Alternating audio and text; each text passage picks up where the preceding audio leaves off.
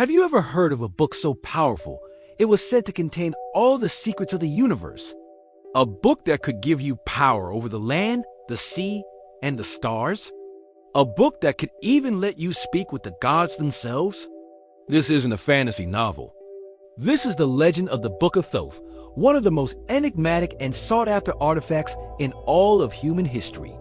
Stick around, because we're about to unlock its secrets.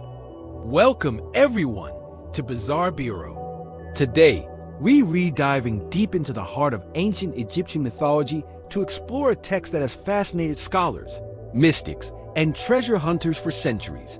What exactly was the Book of Thoth? Was it a real physical book or something far more metaphysical? The legend begins with Thoth, the Egyptian god of wisdom, writing, magic, and the moon. He was the scribe of the gods, the keeper of their knowledge. It's said that Thoth wrote down everything he knew, the secrets of creation, the laws of nature, the language of animals, and powerful incantations into a single legendary book. This book wasn't made of paper and ink. According to the Tales, it was composed of 42 emerald tablets, or perhaps scrolls of sacred papyrus, containing spells that were beyond human comprehension. One of the most famous stories about the Book of Thoth comes from an ancient Egyptian tale known as Setnekamwas and Naneferkaptah. It tells the story of a prince, Naneferkaptah, who becomes obsessed with finding the book. He learns that it's hidden at the bottom of the Nile River, locked within a series of nested chests and iron chests, inside a bronze one, inside a sycamore one, and so on, all guarded by venomous serpents and scorpions that could not be killed. Against the advice of his family and the pharaoh, Naneferkaptah uses his own magic to defeat the guardians. He retrieves the book and upon reading the first spell, gains power over the sky, the earth, and the underworld. He can understand the birds of the air and the fish of the sea. Reading the second spell allows him to see the sun god Re in his celestial boat and the moon in all its forms. He essentially sees the machinery of the cosmos. But this knowledge came at a terrible price. Thoth, enraged that a mortal had stolen his secrets, brought a curse upon Naneferkaptah's family. Tragedy struck, and his wife and son were taken from him. Heartbroken, Naneferkaptah took his own life, and he was buried with the Book of Thoth clutched to his chest, a grim warning to any who would seek its power. But the story doesn't end there. Generations later, another prince, Setnekamwas, who was a son of the great pharaoh Ramesses II, heard the tale. Like Naneferkaptah, he was a powerful scribe and magician, and he too became obsessed with finding the book. He located Naneferkaptah's tomb and descended into the darkness. There, he found the ghost of Naneferkaptah, still guarding the book along with the ghost of his beautiful wife. She warned Setne, telling him the tragic story of how the book destroyed their lives. But Setne, arrogant and confident in his own power, was not deterred. Naneferkaptah's ghost challenged him to a game of Senet, an ancient board game, with the book as the prize. Setne loses game after game, and with each loss he sinks deeper into the ground, a magical punishment for his hubris. Just as he is about to be completely swallowed by the earth, he calls for his brother to bring him magical amulets from the surface, which he uses to break the spell and snatch the book. Setne escapes the tomb with his prize. But just as before, the book's curse begins to work.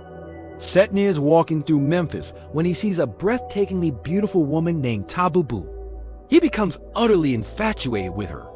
She agrees to be with him, but only if he signs over all his property to her, and in a horrifying twist, allows his own children to be eliminated.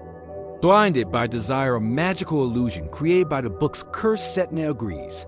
Just as the terrible deed is done, he awakens from the trance to find himself naked in the street, having been tricked.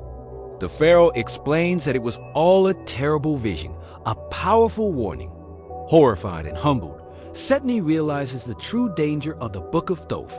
He returns to Naneferkaptah's tomb, begs the ghost for forgiveness, and rightfully returns the cursed book. He even goes on a quest to find the lost bodies of Naneferkaptah's wife and son, reuniting them in the tomb so their spirits can finally rest in peace. So, the big question remains, was the Book of Thoth a real object? Well, no physical Book of Thoth has ever been found. Most historians and Egyptologists believe that it's purely mythological. It represents the concept of divine, unobtainable knowledge. The stories serve as cautionary tales, warning against the dangers of hubris and the pursuit of power that belongs only to the gods. However, there's another perspective. The Book of Thoth might not have been a single book, but rather a collection of important religious and magical texts that were highly revered in ancient Egypt. For example, the Egyptian Book of the Dead contains spells and instructions for the deceased to navigate the afterlife. Some scholars speculate that the legend of the Book of Thoth might have been inspired by these real sacred writings.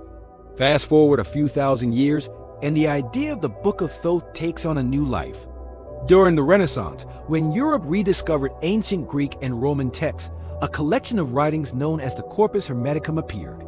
These texts were philosophical and spiritual dialogues attributed to a legendary figure named Hermes Trismegistus, or Hermes the Thrice Greatest. This figure was a combination of the Greek god Hermes and the Egyptian god Thoth. These Hermetic texts discuss alchemy, astrology, theurgy, and the nature of God and the cosmos.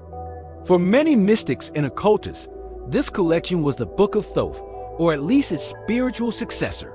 It formed the foundation of Western esotericism, influencing secret societies like the Rosicrucians and Freemasons, and famous figures like John Dee, and even Isaac Newton, who was a devoted alchemist.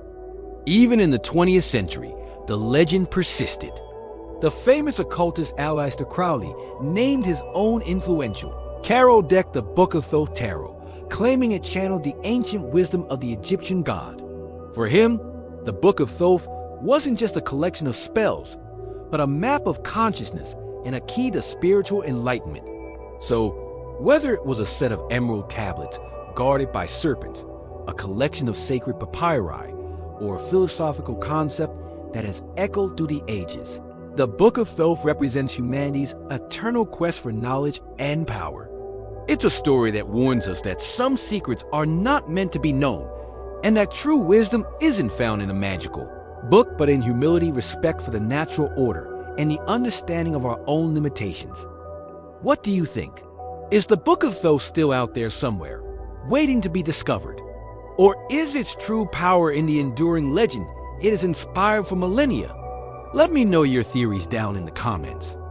Thank you so much for joining us on this journey into the Bizarre Bureau. If you enjoyed this deep dive into ancient mysteries, please hit that like button and subscribe for more explorations into the unexplained. And don't forget to ring the notification bell so you never miss an episode. Until next time, stay curious.